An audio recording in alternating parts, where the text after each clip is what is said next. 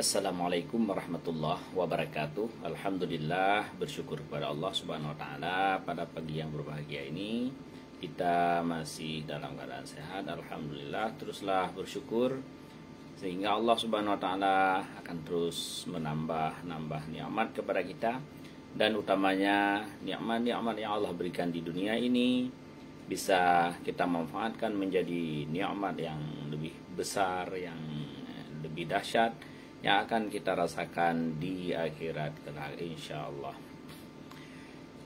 Kemudian kita berselawat kepada Rasulullah sallallahu alaihi wasallam serta keluarga dan sahabat-sahabat sekalian, di mana kita hendaknya selalu berusaha untuk selalu mengikuti sunnah beliau dan tentunya meyakini apapun yang beliau sampaikan, baik berkenaan dengan tata cara kita beribadah kepada Allah Subhanahu wa taala, bahkan tentang tabiat-tabiat beliau dalam pemakanan, cara tidur, cara hidup yang sehat dan lain sebagainya. Semuanya jika kita mengikuti beliau, sunnah-sunnah tersebut akan menghasilkan insyaallah ya biiznillah, akan menghasilkan kemenangan bagi kita dan akan menghasilkan suatu hasil yang membuat kita akan lebih baik insyaallah. Baik kawan-kawan semua, kembali hari ini saya menyapa kawan-kawan semua. Bagaimana keadaannya? Mudah-mudahan semuanya dalam keadaan sehat. Ya, yang masih kurang sehat bersabar kepada Allah Subhanahu wa taala sambil kita terus berusaha untuk mencari adat-adat Allah untuk mendapat ya kesembuhan. Dan apabila Allah belum memberikan kesembuhan, maka bersabarlah. Artinya kita sedang dihapuskan dosa-dosa oleh Allah Subhanahu wa taala. Itulah hakikatnya ya, orang-orang yang beriman dan orang bertakwa kepada Allah, apabila dia diberikan sakit, maka sakit itu akan mendatangkan pahala untuk dia. Apabila dia diberikan sehat, sehat juga akan menghasilkan pahala. Masya Allah, luar biasa untuk orang-orang yang beriman. Kawan-kawan semua, baik, pada hari yang berbahagia ini kita lanjutkan beberapa perbincangan kita tentang pengobatan Islam. Salah satu penyakit yang mungkin susah untuk diatasi secara real ya, karena memang penyakit ini bukan penyakit real tetapi penyakit yang tidak real ya. Apa dia? Namanya sihir. Sihir dari Sahara. Apa makna Sahara itu? Makna Sahara itu waktu yang remang-remang. Artinya apa? Sihir itu adalah suatu yang dia sifatnya tersembunyi, tidak bisa dilihat, tetapi efek dan kesannya dirasakan, asarnya dirasakan oleh orang yang terkena sihir tersebut. Sihir itu adalah sebuah ilmu ya, yang dalam agama kita, dalam agama Islam itu dilarang. Dan dalam agama-agama yang lain malah ada yang justru mempraktekkan sihir tersebut. Mungkin kalau kita pelajari beberapa agama yang lain yang mungkin tidak baiklah untuk kita bicarakan di sini ya. Agama-agama yang lain itu ada yang justru sangat kentara dengan sihir. Nah, kawan-kawan semua, bagaimana pandangan Islam tentang sihir? Yang pertama, dalam Islam itu sihir itu harus kita akui adanya. Apabila kita tidak mengakui adanya sihir, dengan kita katakan bahwa tidak ada sihir-sihir itu, maka artinya secara tidak langsung kita sudah mengingkari Al-Quran. Dalam Al-Quranul Karim sangat banyak kalimat-kalimat yang tertulis dengan kata-kata sihrun. Dan hampir semua para Rasulullah yang Allah turunkan berhadapan dengan tukang sihir. Ya, yang sangat jelas kita melihat Nabiullah Musa alaihissalam berhadapan dengan tukang sihir Firaun. Begitu juga Nabi Sulaiman ya. Nabi Sulaiman beliau juga berhadapan dengan tukang sihir, sehingga beliau mencoba untuk menghapus sihir di muka bumi dan beliau sita ya semua mantra-mantra sihir itu. Dan kemudian mantra-mantra sihir itu disembunyikan di bawah singgasana beliau, dan ketika beliau wafat ternyata sihir tersebut kembali diambil dan kembali disebar di permukaan dunia ini.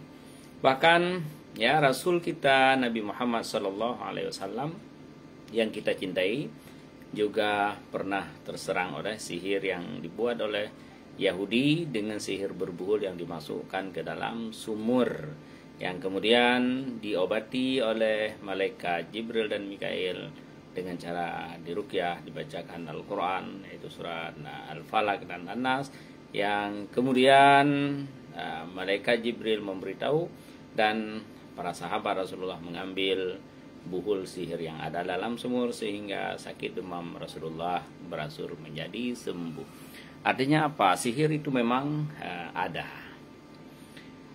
Kemudian dalam menghadapi sihir itu bagaimana cara kita menghadapinya, inilah yang selalu terjadi masalah. Masalah yang pertama yang kita lihat bahwa ada sebahagian orang-orang kita yang berpendapat bahwa boleh menghadapi sihir dengan sihir. Boleh menghadapi sihir dengan sihir. Artinya apa? Kalau boleh menghadapi sihir dengan sihir, dengan secara tidak langsung sudah dikatakan bahwa kita boleh belajar sihir, ya.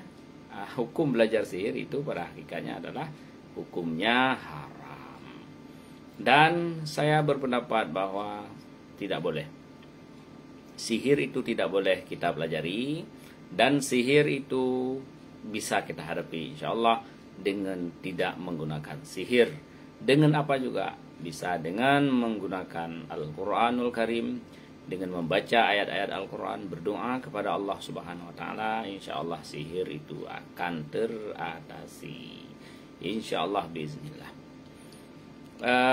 Bolehkah kita menggunakan Al-Quran untuk kita berobat? Ya, bahasa lain disebut dengan ruqyah. Ya boleh-boleh saja. Kenapa? Karena Allah Subhanahu wa Ta'ala sendiri dalam Al-Quran menyatakan wa nunazzilu minal Quran ma huwa syifa.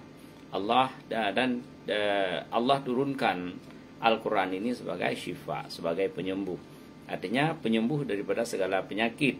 Baik penyakit itu penyakit akal, ya, penyakit mental, ya, penyakit hati, bahkan ya, penyakit fisikal, semuanya insyaallah bisa diobati dengan Al-Quran, termasuk diantaranya dengan sihir.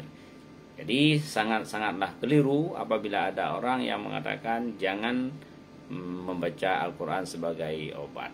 Al-Quran itu bisa dibaca sebagai petunjuk, bisa jadi sebagai rahmat bagi orang yang membacanya, walaupun dia tidak pahami maknanya, dia baca dengan bacaan yang betul, ya. Bahkan dengan bacaan yang belum betul sekalipun dia akan mendapat rahmat berupa pahala daripada Allah, dan akan diturunkan rahmat oleh Allah bagi orang yang membaca Al-Quran. Di samping sebagai rahmat, sebagai petunjuk, Al-Quran juga sebagai dasar sains ilmu pengetahuan, di mana di dalam pengobatan yang sekarang berkembang, pengobatan herba, ya, yang sedang dikembangkan oleh Tuan Guru kita yang mulia, yaitu dengan mengambil sebuah sains dari Al-Quran, dari surat Iza zulzilatil ardu zilzalaha. Maka muncullah sebuah metode untuk mengambil saripati daripada herba, kemudian saripati tersebut diolah dengan cara vibration, maka jadilah obat dengan model spray. Dan ilmu tersebut disebut dengan ilmu sprayologi, ya, sprayologi yang alhamdulillah sudah sangat banyak menghasilkan produk-produk, dan masya Allah banyak sekali hamba-hamba Allah yang bisa tertolong dengan ilmu sprayologi yang diambil sainsnya dari Al-Quranul Karim. Masya Allah, subhanallah. Kemudian Al-Quran juga bisa untuk dibaca kemudian jadi obat, bisa juga. Siapa yang bilang tidak bisa? Bisa, insya Allah bisa. Bahkan sihir itu tidak akan bisa menghadapi Al-Quran. Kenapa? Karena sihir itu bagi orang yang beriman, bagi orang yang selalu dekat dengan Allah, yang selalu membacakan ayat-ayat Allah, dia tidak akan pernah menang. Wala yuflihus sahiru haitsu ata. Hanya saja kawan-kawan semua, dalam hal ini tentunya kita perlu belajar sedikit ilmu ruqyah, bagaimana ya, cara kita menghadapi jenis jin yang sihir itu. Ada sihir yang tidak berbuhul, bagaimana cara kita mengatasinya, apa media yang bisa digunakan untuk lebih cepat, dan untuk sihir yang berbuhul juga bagaimana dia punya ilmu tersendiri untuk bisa mengatasi sihir tersebut. Nah, kawan-kawan sekalian, salah satu petunjuk daripada Rasulullah Sallallahu Alaihi Wasallam untuk bisa menghadapi sihir, ya, di mana dalam satu hadis riwayat Bukhari dan Muslim, Rasulullah Sallallahu Alaihi Wasallam bersabda, "Man tasabbaha bisab'i tamaratin ajwatan, lam yadurrahu zalikal yaum summun wala sihrun." Ya, perhatikan. Barang siapa di waktu pagi hari dia memakan tujuh butir kurma ajwa. 7 butir kurma ajwa. Jelas penyebutan di dalam hadis. Maka dia tidak akan terkena racun dan sihir. Ini jelas sekali dalam hadisnya bahwa orang yang memakan kurma ajwa 7 butir. Jenisnya jelas, herbanya itu kurma, bahkan lebih khusus lagi kurma karena banyak kurma di dunia, bahkan di Indonesia dan di Aceh sekarang sudah ada kurma. Tapi ini lebih dikhususkan kurma ajwa, yaitu kurma yang tumbuhnya di Madinah. Orang yang makan kurma itu 7 biji. Ini ingat dalam hadis 7, jadi dimakan 7. Nah, jadi bukan dimakan 1, 7 biji kurma ajwa. Dia tidak akan terkena oleh racun dan juga tidak akan terkena oleh sihir. Jadi kita menekankan bahwa Rasulullah Sallallahu Alaihi Wasallam memberikan petunjuk di antara sekian banyak cara supaya kita tidak terserang oleh sihir adalah dengan cara mengkonsumsi kurma ajwa 7 butir. Untuk yang belum kena itu lebih baik, ya. Yang belum kena maka bagusnya kita selalu konsumsi 7 butir kurma ajwa. Ya, belilah kurma ajwa, ya, mungkin 1 kiloan sekitar 300 sampai 400 ribu rupiah. Tapi ada hal yang mudah, alhamdulillah, dengan berkat ilmu yang kita belajar daripada guru-guru kita. Sekarang, ya, saya membuat dengan ilmu sprayologi, saya membuat herba spray. Herba spray kurma ajwa, 7 kurma ajwa. Ini sudah kita masukkan ke sini.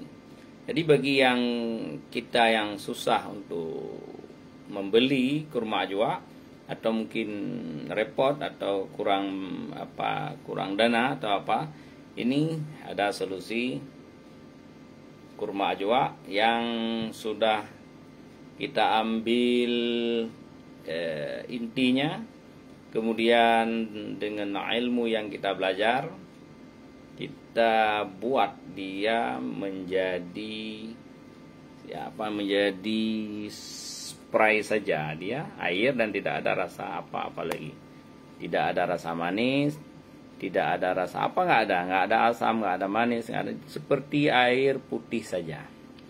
Jadi ini tinggal digunakan saja di waktu pagi, ya. 7 butir kurma ajwa ini waktu pagi spray saja di bawah lidah 7 kali. Insya Allah dengan izin Allah begini, ya.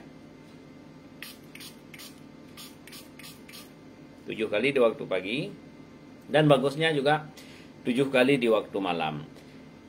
Insya Allah orang yang belum terkena sihir dan ada ancaman-ancaman sihir, ada peluang-peluang terserang sihir, dengan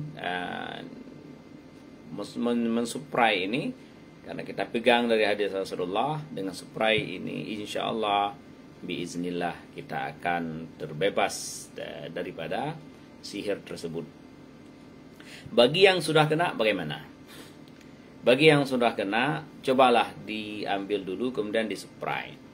Kalau ternyata nanti belum juga sembuh, ya, kalau yang sudah kena belum juga sembuh, maka baiknya ya dibawa ke tempat ruqyah, karena sihir itu rumit ya, tidak segampang itu.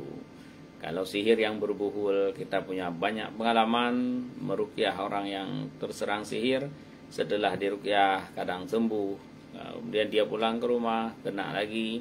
Jadi banyak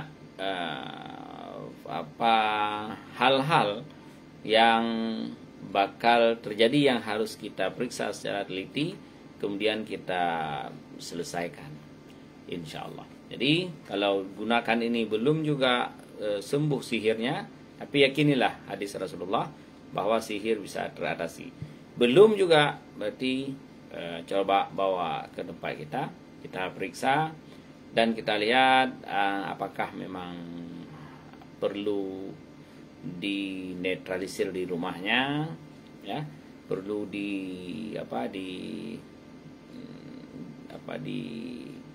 ditawarkan buhul sihir yang dicurigai ada di rumahnya. Insya Allah, biiznillah, bagaimanapun parahnya sihir, coba dibawa, insya Allah dengan izin Allah akan teratasi.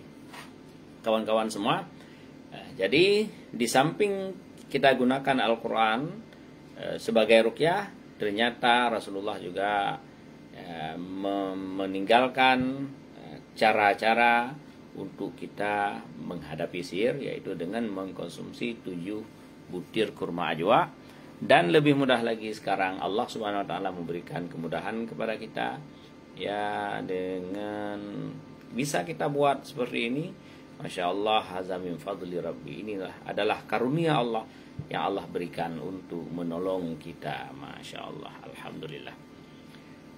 Kawan-kawan semua, orang yang terserang sihir, walaupun sihirnya kadang-kadang sudah selesai, ada hal yang kadang tidak selesai karena dia juga menyerang fisikal, sehingga menyebabkan orangnya menjadi tidak tenang, menjadi resah.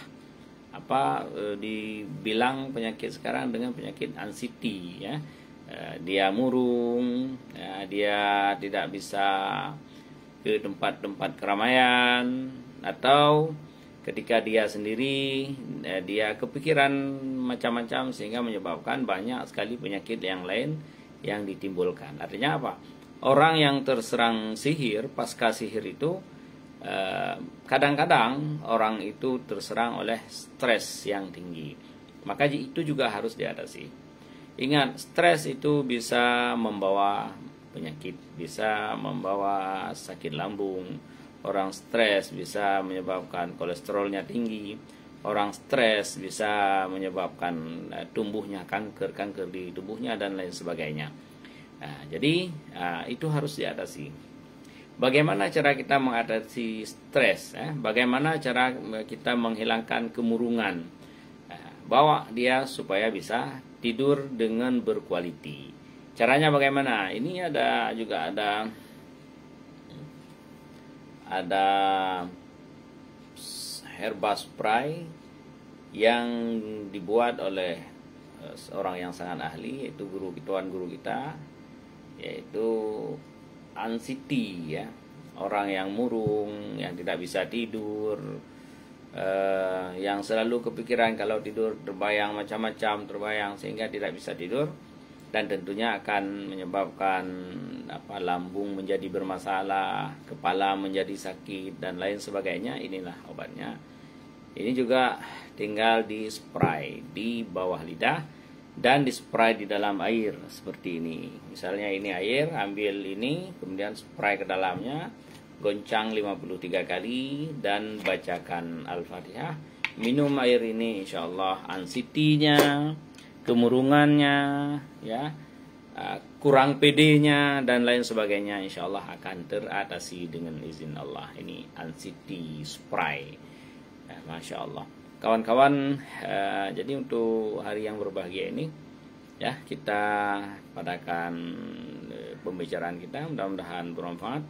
dan mudah-mudahan Allah Subhanahu wa taala melindungi kita semua.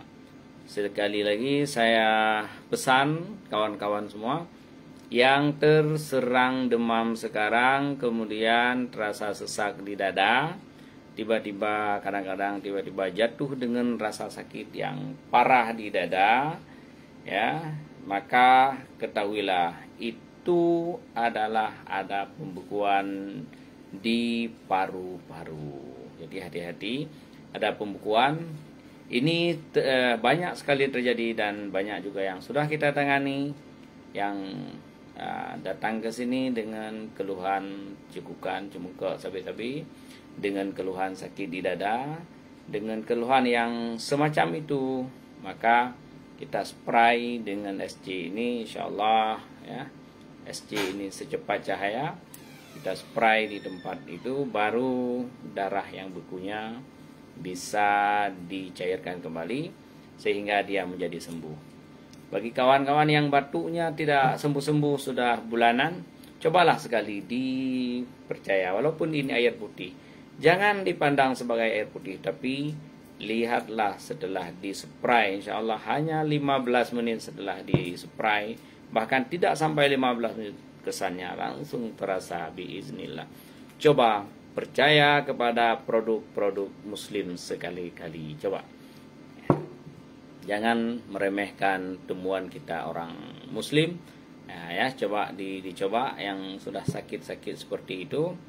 Nah, atau kalau belum yakin silakan ke tempat yang lain.